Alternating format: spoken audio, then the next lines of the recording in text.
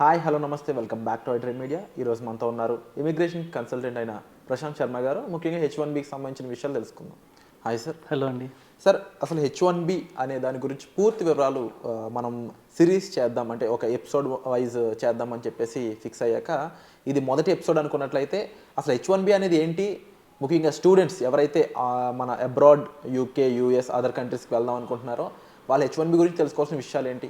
అసలు H1 అంటే ఏంటి అనేది ముందు ఎక్స్ప్లెయిన్ చేస్తే, H1B is a work permit. మన ఇండియన్సే కాదు, స్టూడెంట్సే కాదు, అక్కడ విదేశాల్లో అక్కడే చదువుకున్న వాళ్ళే కాదు, లీగల్గా వర్క్ చేయాలి అంటే యునైటెడ్ స్టేట్స్ ఆఫ్ అమెరికాలో H1B అన్నది ఒక వీసా స్టేటస్. అది 6 ఇయర్స్కి దే కెన్ వర్క్. సో ఇనీషియల్గా 3 ఏళ్లకి ఇస్తారు and it has to be extended to other 3 years. So ఈ H1 మీద వెళ్ళి H1 నుంచి స్లోగా గ్రీన్ కార్డ్ లెవెల్కి ప్రాసెస్ చేసుకొని అక్కడ సిటిజన్షిప్ని కొన్ని సంవత్సరాలు పడుతుంది ఒక ప్రాసెస్లో. EB1, EB2, EB3 ఆ స్టేజ్ వైజ్ ప్రాసెస్లో వాళ్ళు అక్కడ తెచ్చుకునే ప్రయత్నం ఆ గ్రీన్ కార్డ్ అనమాట. కానీ H1 అంటే it is a work permit which usually వాళ్ళకి ఇండియా నుంచైనా వాళ్ళు అక్కడ ఎంప్లాయర్ స్పాన్సర్షిప్ ఉంటే, ఇప్పుడు చాలా పెద్ద సంస్థలు మన MNCs, ఇప్పుడు మన TCSA కావచ్చు, కాగ్నిజెంట్ కావచ్చు, ఎక్సెన్ష్యూర్ కావచ్చు, గూగుల్ కావచ్చు, అమెజాన్ కావచ్చు, ఇవన్నీ కూడా స్పాన్సర్షిప్స్ ఇస్తాయన్నమాట వాళ్ళ ఎంప్లాయీస్కి. అండ్ ముఖ్యంగా దీని ప్రొసీజర్ ఏ విధంగా ఉంటుంది, అప్లికేషన్ ప్రొసీజర్ కానీ, దెన్ పోతే H1Bకి మనం అప్లై చేద్దాం అన్న టైంలో మనం ఎటువంటి విషయాల్ని రెడీ చేసి పెట్టుకోవాల్సి ఉంటుంది? వండర్ఫుల్. H1B అన్నది అలా టక్మని ఇచ్చేసేది కాదు. ముందు H1B అన్నది ఒక ఎంప్లాయర్ ద్వారా, అది కూడా లాటరీ సిస్టమ్. ఆ లాటరీ సిస్టంలో డిప్ ఉంటుంది. ఆ లాటరీ సిస్టమ్ ఎప్పుడైనా సరే మార్చ్ ఫస్ట్ వీక్లో గేట్స్ ఓపెన్ అయితే March 25th or 27th dead line ఉంటుంది. అది యూఎస్సి వెబ్సైట్లో they can also find all the details. So ఆ 27th వరకు ఉన్న అప్లికేషన్స్కి ఒక అప్లికేషన్ ఫీజ్ అన్నది ఉంటుంది. కిందటి సంవత్సరం దాకా $10 ఉండేది, ఇప్పుడు ఈ సంవత్సరం $250గా పెరిగాయి అన్నమాట అప్లికేషన్ ఫీజులు.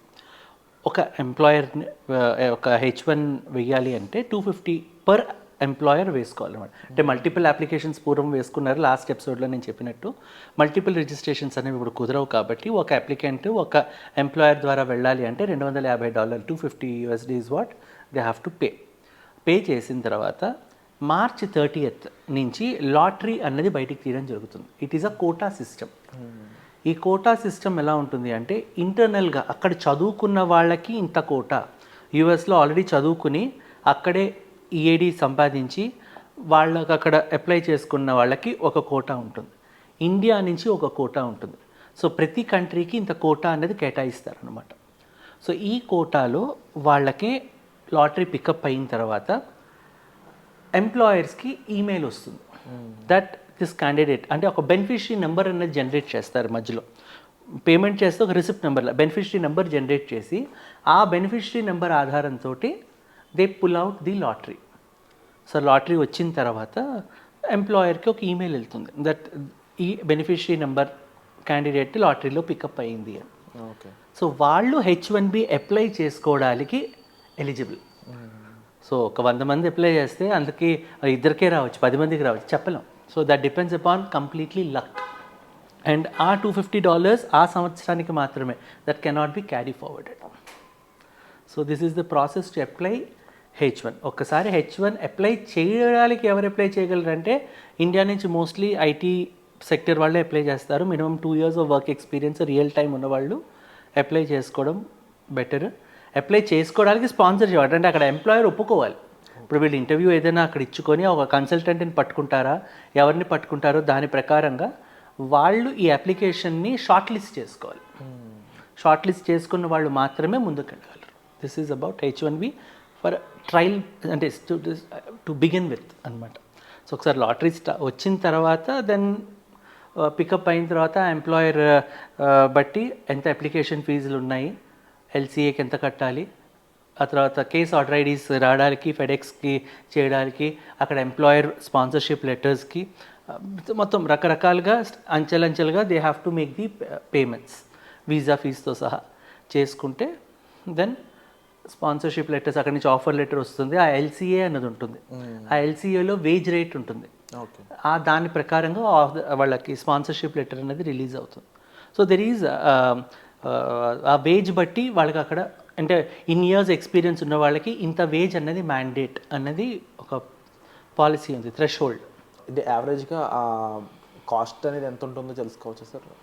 దే కాస్ట్ లైక్ ఈ మీరు చెప్తున్న ఫీ స్ట్రక్చర్స్ కానీ లేకపోతే H1B వచ్చాక H1B లాటరీ పికప్ అయిన తర్వాత అంటే అదే చెప్తున్నాను, ఇందులో premium processing and generic processing రెండు ఉంటాయి. ఓకే. $1,500 ఇస్ జనరల్ ప్రాసెసింగ్, 2,500 అది కూడా ఇప్పుడు మారుతాయి మళ్ళీ.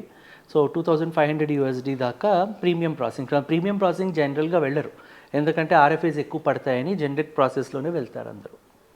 అండ్ మోర్ ఓవర్ సార్, ఇలా H1Bకి ఆప్ట్ అయ్యాక అక్కడ వేజ్ అంటే ఆఫ్టర్ H1B వచ్చాక 3 years చేస్తారు కదా, ఈ 3 years డ్యూరేషన్ తర్వాత ఇన్ కేస్ నెక్స్ట్ 3 yearsకి అలాంగేటెడ్ అవ్వకపోతే అప్పుడు పరిస్థితి ఏంటి? ప్రాజెక్ట్ ఉంటుందండి, ఆ ప్రాజెక్ట్ కాంట్రాక్ట్ ఉంటుంది. ఇప్పుడు ఈ ఎంప్లాయర్ దగ్గర ఇంత టర్మ్లో ఇంత ఉంటుంది వాళ్ళకి, ఇప్పుడు కాంట్రాక్ట్ ఉంటుంది కదా, ఆ కాంట్రాక్ట్ రెన్యూవల్ చేసుకుంటారు వాళ్ళు. సో బిఫోర్ దట్ వాళ్ళకి తెలిసిపోతుంది. ఒకసారి వెళ్ళేంత వరకే మన వాళ్ళకి ఇబ్బంది, వెళ్ళిన తర్వాత they can move on. And ఈ ప్రొసీజర్ మధ్యకాలంలో వాళ్ళు బోత్ వర్క్ కూడా చేసుకుంటారు, at the same time studies కావాలని చేసుకోవచ్చు. And it's like more than H1B is an employment అండి. H1B is a work visa. కాబట్టి చదువు మనం like we can't opt for any studies అంటారా? కాంట్ ఆప్ట్ ఫర్ స్టడీస్ అంటే they can definitely opt for studies. Part time చదువుకోవచ్చు, తప్పేం లేదు, చదువుకోవడం. అంటే when you are revenue to the country no one will stop. So America ముఖ్య ఉద్దేశం అక్కడ వాళ్ళకి రెవెన్యూ వచ్చినంత కాలం you can do anything. Okay. So taxes కడతారు కదా, వర్క్ పర్మిట్ మీద వెళ్తున్నారంటే ట్యాక్సులు వస్తాయి, స్టూడెంట్గా వెళ్తున్నారంటే కాలేజ్ ఫీజులు వస్తాయి, సర్వీస్ ఫీజు వస్తుంది. So definitely Indians are always revenue to the other countries.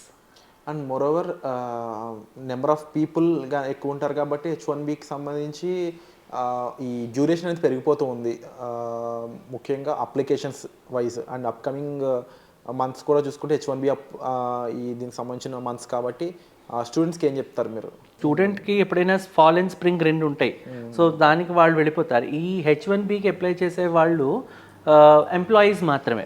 ఎవరైతే ఎంప్లాయీస్ ఇక్కడి నుంచి విదేశాలకు వెళ్ళాలి, యూఎస్లో సెటిల్ అవ్వాలి, లేకపోతే వాళ్ళ కంపెనీ వాళ్ళకి ఎన్నేళ్ళైనా H1 అప్లై చేయట్లేదు అని ఒక దీంట్లో నిరాశలో ఉన్నవాళ్ళు పర్సనల్గా అప్లై చేసుకునే ఇది ఈ టైమ్. సో కన్సల్టెంట్ని అప్రోచ్ అయ్యి అక్కడ ఏ ఎంప్లాయర్కి వీళ్ళ రెజ్యూమ్ షార్ట్ లిస్ట్ చేయించుకొని, సో ఇంటర్వ్యూ మళ్ళీ వీళ్ళు ఇచ్చుకోవాలి కదా, సో వీళ్ళకి లేకపోతే ఆఫర్ లెటర్ రిలీజ్ అవ్వదు. సో ఈ ఇంటర్వ్యూకి దీనికి అన్నీ కూడా వీళ్ళు షార్ట్ లిస్ట్ చేయించుకొని స్క్రీనింగ్ అయ్యి ఆ ప్రాసెస్లో ఉండే నెల ఈ 3 నెలలు. So I think the right టైంలో మనం ఈ కంటెంట్ జనాలకు అందజేస్తాం అనుకుంటున్నాం. దీనికి సంబంధించి మరెన్నో డౌట్స్ అనేవి మీకు ఉంటూ ఉంటాయండి. సో అప్లై చేసే ప్రతి ఒక్కరు కూడా మీ డౌట్స్ని కామెంట్ సెక్షన్లో మెన్షన్ చేసినట్లయితే డైరెక్ట్ ప్రశాంత్ శర్మ గారితో మనం వాటికి సంబంధించి ఎపిసోడ్స్ అనేది తీసుకుందాం. అలాగే డిస్ప్లే అవుతున్న నెంబర్స్ కాల్ చేసి సార్తో మీరు డైరెక్ట్గా కూడా మాట్లాడవచ్చు. Thank you so much sir. Thank you అండి.